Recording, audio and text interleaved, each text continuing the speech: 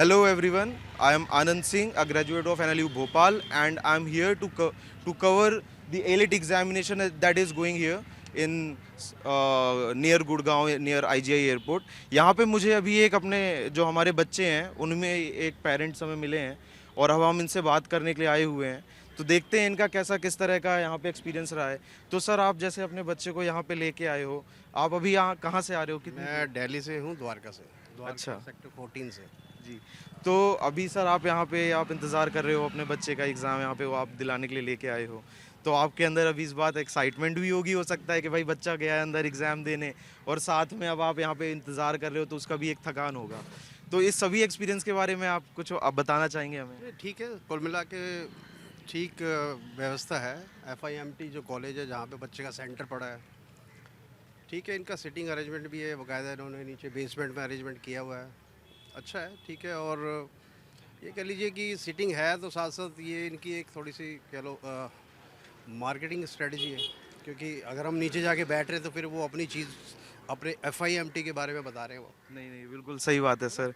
अच्छा, आप जी, आप जब अब जैसे यहाँ पे लेके आए, अब आप भी जानते हैं कि एलेट एक ऐसा एग्ज़ाम है जिसमें कंपटीशन बहुत ज़्यादा है। मुश्किल से 125 सीटें हैं और इतने ज़्यादा जो है वहाँ पे बच्चे अपीयर कर रहे हैं। तो आप अभी अपने बच्चे को कहीं ना कहीं उसको प्रोत्साहित करने के लिए आपने भी उनसे कुछ बातें कही होंगी और सारी चीज़ें हुई होंगी। तो उस जर्नी के बारे में आप थोड़ा सा हमसे हमारे साथ शेयर कर सकते हैं, किस तरह की जर्नी रही है? सर देखो, ये तो हर एक पेरेंट्स चाहेगा कि भाई उसका बच्चा जो है वो मेरिट में आए और जितनी भी सीटें हैं उसमें से वो लेके आए। बाकी तो खैर एज ए पेरेंट मैं तो अपने बच्चे को मोटिवेट किया है, और मैं समझता हूँ कि हर पेरेंट ने किया होगा कि भाई अटेम्प्ट करो एग्ज़ाम को, क्रैक करो इसे। नहीं हो तो फिर तो हम हैं पीछे तुम्हारे। नहीं नहीं, ये तो बहुत सही बात है। तो सर, आपके घर में पहले भी कोई ऐसे लॉयर रहे हैं या फिर ये पहले आपके घर के? मेरे हैं थोड़े से कज़न्स वगैरह हैं, वो अपने, मैं बिहार से बिलोंग करता हूँ तो वहाँ पे हैं एक दो मेरे लॉयर्स कज़न हैं जो। बट मैं शुरू से ही चाह रहा था कि मेरे 2 बच्चे हैं, उनमें से कम से कम एक बच्चा तो लॉ फील्ड में जाए, लेकिन मेरा छोटा बेटा वो कह रहा है मैं भी बनूंगा लॉयर। मैंने कहा कोई बात नहीं भाई, दो लॉयर हो जाएंगे। नहीं नहीं, ये तो बहुत अच्छी बात है। सो अब हम यहाँ से आपको रिपोर्ट कर रहे हैं FIMT कॉलेज के सामने से, जहाँ अभी बस एग्ज़ाम का समय ओवर होने वाला है और बच्चे बस थोड़ी ही समय में, लगभग अगले 15 मिनट में बाहर निकलना शुरू हो जाएंगे। एंड फिर उसके बाद हम बच्चों से डिस्कस करते हैं कि किस तरह का बच्चों का यहाँ पे एग्ज़ाम जा रहा है और गया है। आप बच्चे को बिल्कुल फ्री हैंड छोड़ दो यार, उसको पता है ना उसको कि जीवन में कुछ करना है तो उसको कम्पीट करना पड़ेगा उसको। फ्री हैंड तो ठीक है, लेकिन थोड़ा सा गाइड भी तो करना ही पड़ेगा ना बच्चे को। गाइड करो आप। बच्चे को गाइड करना और एक प्रेशराइज करना अलग अलग चीज़ है दोनों। तो आजकल मैं जो देख रहा हूँ ना, पेरेंट्स जो है ना गाइड कम करते हैं, प्रेशराइज ज़्यादा हाँ, करते हैं। प्रेशराइज ज़्यादा करते हैं। गाइड तो हमने गाइड किया, तभी तो मैं खुद एडवोकेट हूँ। उसको पता है कि पापा एडवोकेट हैं, हमारी लॉ फर्म है, तो उसको पता है कि मेरे को जाना है इसी में। एक सही रास्ता दिखा सही रास्ता उसको दिख गया उसको। ये तो guidance है। तो उसके बाद जो है वो मेरे बल्कि जो पापा जो हो टीचर हैं वो मुझे बड़ा डांटते हैं कई बार कि यार तू बच्चों को टोकता नहीं पढ़ने के लिए, पढ़ते नहीं, सुबह लेट उठते हैं। मैं पापा आपने मेरे को पाल के पोस बड़ा कर दिया ना, इनको मुझे पालने दो। नहीं नहीं, बिल्कुल सही कह रहे हैं आप। तो जो है ना फिर बच्चे जो है ना वो फ्री माइंड होकर पढ़ते हैं। अब जो क्लैट का एग्ज़ाम था उससे पहले उसको मूवी दिखा के लाया मैं, पहले दिन ही, स्त्री 2। फ्रेश हो जाएगा बच्चा भी सोचे पिता हो तो ऐसा हो। हाँ, और कल फिर उसको मैं जो है ये मूवी आई जो नई पुष्पा 2, कल वो दिखा गया, रात को 10 बजे सुला दिया उसको, मैं आराम से सो जाए, सुबह आराम से एग्जाम दे के आना। बाकी देखते हैं। नहीं नहीं सर, बाकी तो फिर जो भी है आगे जब रिजल्ट आएगा वो तो दिखना ही है। हाँ, क्लैट का आ गया। क्लैट का सर आ गया। ठीक रहा उसका, मतलब अच्छा रहा। नहीं नहीं, जैसा आपने मुझे रैंक भी बताया सर, उसके हिसाब से वो NLU तो जाएगा।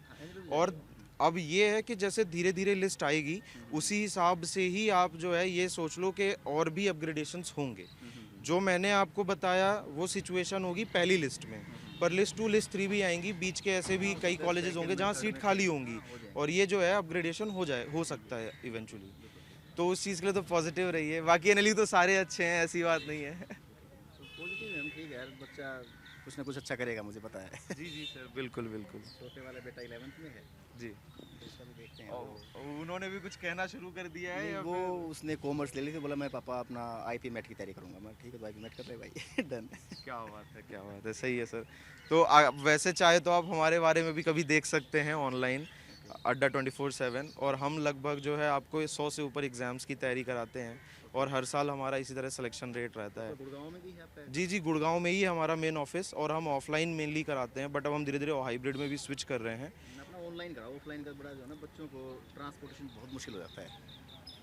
अच्छा एक चीज़ मैंने इस चीज़ में मैं भी आपका ये जानना चाहूँगा, ये तो होता है जैसे आसपास के शहर का कोई बच्चा है 20-30 किलोमीटर तो वो आ भी जाता है। ये सबसे ज़्यादा डिफ़िकल्टी होती है जो बाहर से आते हैं बच्चे, कि बच्चों को जो है ना माँ बाप का साथ छोड़ करके, उनको उनका ख्याल छोड़ के, और ख़ुद भी वो अब देखभाल नहीं कर सकते माँ बाप की, वो सब छोड़ के दूसरे शहर आना पड़ता है और फिर एक दूसरे हालत में रहना पड़ता है। दिल्ली को भी लोग कहते हैं कि कोई बहुत ग्रेट लाइफस्टाइल नहीं है। आजकल टेक्नोलॉजी जो है ना वो इतनी आगे बढ़ चुकी है, आप टेक्नोलॉजी का इस्तेमाल करो ताकि आपकी जो एजुकेशन, आपकी जो स्किल्स है ना वो गांव-गांव तक पहुँचे। वो जी। अब कुछ बच्चे ऐसे हैं जैसे वो अपना कौन सा खान सर जो हैं, उन्होंने देखो ना कितना बड़ा रेवोल्यूशन लेके आए हैं वो इसमें कोचिंग के अंदर। तो सेम आपको भी जो है इसके अंदर कुछ ऐसा रेवोल्यूशन लेके आओ कि हर गांव-गांव तक बच्चों के पास जो है आपकी कोचिंग पहुंचे। आप ऐसा सर हमने कोशिश इस तरह से किया है। जी आप पहले। वो तभी पॉसिबल है जब आप जो है ना ऑनलाइन अपने कोर्सेज कराओगे। अब इस चीज़ के लिए सर हमने क्या किया, हमारा पूरा भी प्लेटफॉर्म ऑनलाइन ही है, और हमने अपने कोर्सेज के दाम भी 2000, 3000, 5000 इस तरह से ही रखे हैं, ताकि ज़्यादा से ज़्यादा लोग जो है उसको अफोर्ड कर सकें। और एट द सेम टाइम जैसे अब हम लॉ की तैयारी कराते हैं, हमारा जो मैक्सिमम जो सबसे महंगा कोर्स है जहाँ टेस्ट सीरीज़ क्लासेस सब मिलती हैं वो आपको 14-15,000 में मिलता है, पर पढ़ाने वाले जितने भी टीचर्स हैं वो सब NLU ग्रेजुएट ही हैं। तो हम ये कहते हैं तैयारी आप उनसे करो जो आपको ये सिखा सके कि यहाँ कैसे पहुँचा जाता है।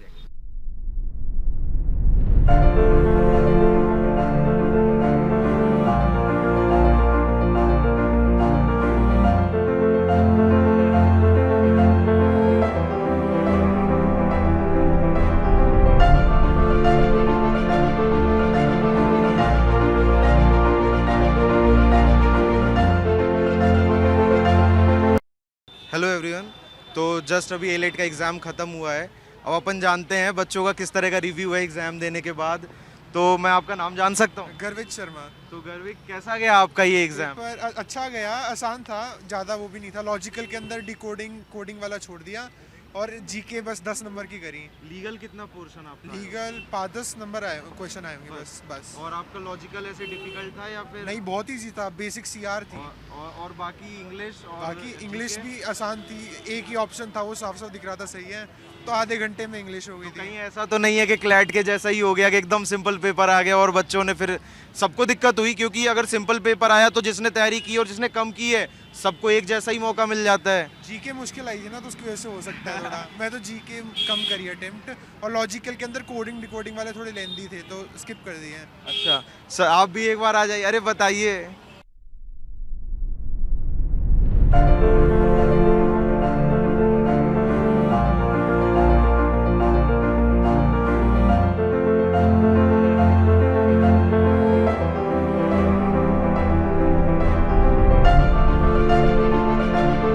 आइए जानते हैं हम अपने दूसरे बच्चे से कि वो उसका पेपर किस तरह से गया और वो अपना एक बार रिव्यू बताएं।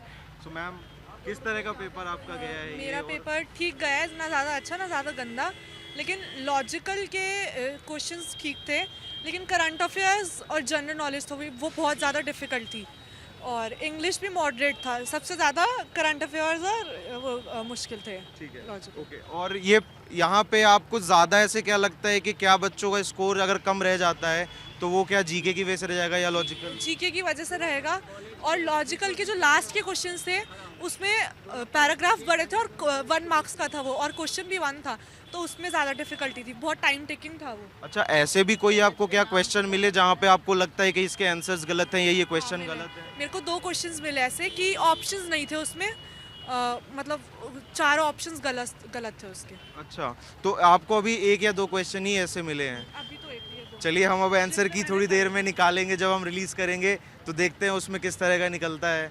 हम सारे NLU के ही जो हमारे ग्रेजुएट हैं उन्हीं से हम चेक कराएंगे अपनी ये पेपर, और वही आंसर की रिलीज़ करेंगे। तो हमारी अगर अड्डा 24/7 की वेबसाइट में अगर आप जाओगे तो अगले 1 से 1.5 घंटे में आपको आंसर की वहाँ पे मिल जाएगी। ठीक है ma'am, thank you so much. Thank you. Hello everyone, so अब हम मिल रहे हैं अपने दूसरे बच्चे के साथ जिनका नाम अनुराग है। ये जस्ट अभी पेपर दे करके निकले हैं, और अब इनसे जानते हैं कि पेपर का किस तरह का पूरा इनका गया है और किस तरह से पेपर आया था। उसी के बेस पर हम आगे डिटरमाइन करेंगे कि क्या कट ऑफ है और सारी चीज़ें। तो अनुराग, कैसा लग रहा है पेपर देके आपको? सर पेपर दे के जैसे मैंने अभी क्लैट का भी दिया था तो उससे तो बहुत ज़्यादा बेटर फील कर रहा हूँ मैं, क्योंकि क्लैट के अंदर ये था कि आप डिटरमाइन नहीं कर पा रहे थे कि क्या ऑप्शन क्या लॉजिक उन्होंने लगाया है। पर जैसे आईलेट है इसके अंदर तो बिल्कुल डायरेक्ट मैं कहूँगा कि इजी की तरफ ये पेपर था, क्योंकि जिक्के भी इसमें इतनी ज़्यादा कोई डिफ़िकल्ट नहीं थी, 1 लाइनर थे तो जल्दी हो गया। और मैंने अटैम्प्ट किए 117, तो कि एक डिसेंट अमाउंट ऑफ अटैम्प्ट्स हैं। बिल्कुल, ये तो एक अच्छा अटेम्प्ट है आपका। अटैम्प्ट है, पर उसमें लॉजिक लीगल सेक्शन के सिर्फ 7-8 क्वेश्चन थे। अगर लीगल सेक्शन के और आते तो और मज़ा आता। थोड़ा लॉजिकल के क्वेश्चन इन्होंने ज़्यादा डाल दिए, पर फिर भी थोड़ा इजी की तरफ ही था पेपर। पेपर कहीं ना कहीं पर बैलेंस्ड था, कुछ डिफिकल्ट क्वेश्चन भी आए थे और कुछ सिंपल क्वेश्चंस भी आए हुए थे। मतलब थोड़ा इंटरप्रेट अगर आप कर पा रहे हो तो इजी था, बाकी मॉडरेट कह सकते हैं, मॉडरेट, इजी टू मॉडरेट ही पेपर। और आपने जैसे ये पेपर दिया, इस दौरान आपको क्या लगा? कोई ऐसे क्वेश्चंस जो आपको डिफिकल्ट लगे, सॉरी, या मैं ये कहूँ कि ये डिलीट करने योग्य हैं, इनमें ऑप्शंस गलत है या क्वेश्चन गलत है, ऐसा कुछ मिला आपको? ऐसा कुछ नहीं। जैसे क्लैट की बात करूँ, क्लैट के अंदर तो कोई बच्चा बता ही नहीं पा रहा था कि ये ऑप्शन ठीक है या कोई दूसरा ऑप्शन ठीक है। पर इसके अंदर आईलेट के अंदर ऐसा कोई डिस्पेरेंसी नहीं है कि मतलब ये ठीक है या गलत है। बच्चे को पता है कि कौन सा ऑप्शन ठीक है और कौन सा ऑप्शन गलत है। तो वो क्लैट वाला फैक्टर इसमें नहीं है कि ये गलत हो भी सकता है या ये ठीक भी हो सकता है। बिल्कुल सिंपल, मतलब पॉइंट टू पॉइंट ही इसके आंसर्स। अच्छा, तो आपके हिसाब से बच्चा इन जनरल ऐसे पेपर में कितना स्कोर करेगा? एवरेज बच्चा कितना स्कोर कर सकता है? जिसने मतलब जिसका बैकग्राउंड इसका हाँ, मतलब जिसने मान लीजिए ठीक ठाक प्रिपरेशन की है, और अगर हम उसको कहें कि अगर मान लो 100 बच्चे ही अगर पेपर देते तो रैंक 30-40 के आसपास होता, तो ऐसा जिक्के का तो ये है कि मैं मानता हूँ अगर किसी बच्चे ने तैयारी नहीं की तो जिक्के उसका इतना अच्छा नहीं होगा। पर अगर जिसकी इंग्लिश ठीक है तो आई कैन एक्सपेक्ट अबव 80 तो आने ही चाहिए, क्योंकि इतना मतलब जो क्वेश्चंस का सीक्वेंस था, क्वेश्चंस की जो लैंग्वेज थी, वो मतलब एक नॉर्मल स्टूडेंट आसानी से समझ सकता था। तो पेपर मतलब डिसेंट था, कोई भी अगर अच्छे से थोड़ा पढ़ के जाता कर तो ये पेपर क्रैक कर सकता है। चलिए, ये आपसे जान करके बहुत अच्छा लगा, मिल करके भी बढ़िया लगा। Thank you Anurag.